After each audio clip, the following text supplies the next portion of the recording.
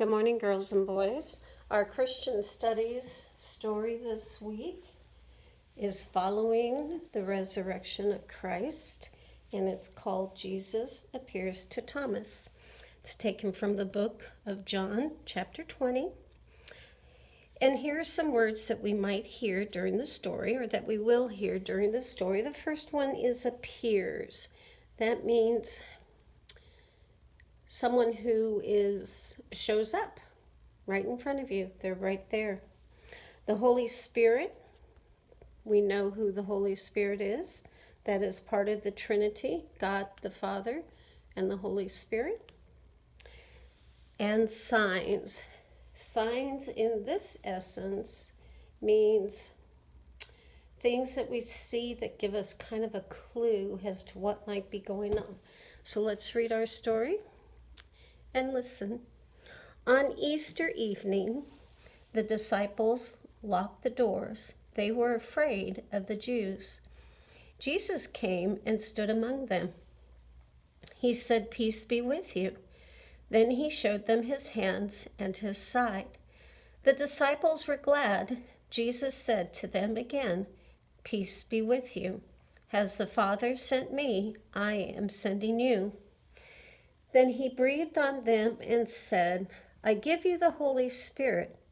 If you forgive the sins of anyone, they are forgiven. If you do not forgive their sins, they are not forgiven." Thomas was not with them when Jesus came, so the other disciples told him, "We have seen the Lord." But Thomas said, "Unless I see in his hands the nail marks, and place my finger in them, and place my hand into his side, I will never believe." 8 days later, Jesus' disciples were inside again. This time, Thomas was with them. The doors were locked, but Jesus stood there. He said, "Peace be with you."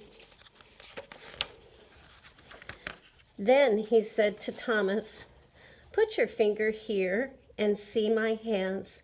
Put your hand in my side and believe." Thomas said, "My Lord and my God." Jesus said, "Do you believe because you see me? Blessed are those who have not seen me and yet believe." Jesus did many other signs with his disciples.